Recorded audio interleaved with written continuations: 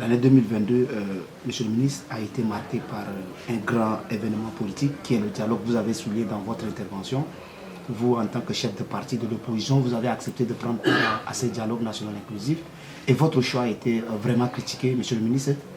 Qu'en direz-vous à ceux-là qui vous critiquent? Mais c'est des arriérés politiques, c'est des tarés. Parce qu'ils critiquent, nous disons gouvernement de transition. Il n'y a pas un parti politique au pouvoir.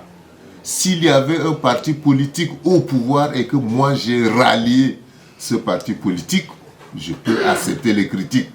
Mais c'est un gouvernement d'union, de transition, et un gouvernement de transition n'a pas quelque part un parti politique qui le gouverne. C'est une transition.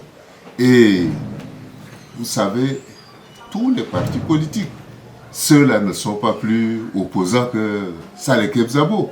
Ils ne sont pas plus opposants que Gali Gata Goté. Ils ne sont pas, ceux qui critiquent, ne sont pas plus opposants que Mamad Ahmad Alabo ou moi-même. Ceux-là, moi j'ai eu à être enlevé 8 fois. 8 fois. Et j'ai frôlé la mort au temps de débit père. 8 fois, je dis bien. Et je ne peux pas me permettre ici de vous détailler ou bien décrire les conditions dans lesquelles j'ai été torturé. Ceux-là, qu'est-ce qu'ils ont fait pendant que nous autres on souffrait? Ils étaient où? Ils étaient où? Non. Moi, je n'ai pas rallié un parti politique au pouvoir.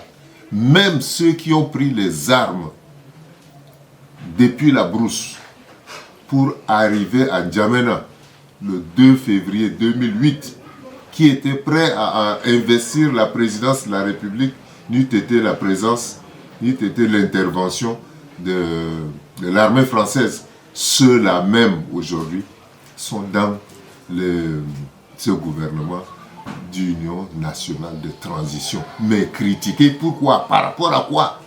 Est-ce qu'il y a un parti politique? Le MPS même n'existe plus. Le MPS n'est pas un parti au pouvoir. Et moi j'ai toujours dit que même si le MPS, la carte du MPS était une carte de baptême, moi en tant que chrétien, je ne la prendrai pas. Je l'ai toujours dit. Alors, ils disent ça pourquoi? Pendant que moi je souffrais, pendant qu'on me mettait dans un trou avec des dalles, pendant des jours et des jours avant de me sortir du trou, pendant qu'on m'avait amené derrière le fleuve, m'attacher à un arbre pendant 4 jours, pendant que les gens creusaient ma tombe pour m'enterrer, au vu et au su de tout le monde, ceux-là étaient où? Ils ne sont pas plus opposants que moi. Ça, il ne faut pas raconter de conneries. Ils ne sont pas plus. Mais là, j'ai eu la chance de parler physiquement et ouvertement à Déby. Ceux-là étaient où? Ceux qui critiquent là sont où? Et pendant que moi, je faisais des mois et des mois en prison, dans les trous, dans les conditions, dans les tortures les plus inhumaines, ceux-là, est-ce qu'ils venaient s'occuper de ma famille ici?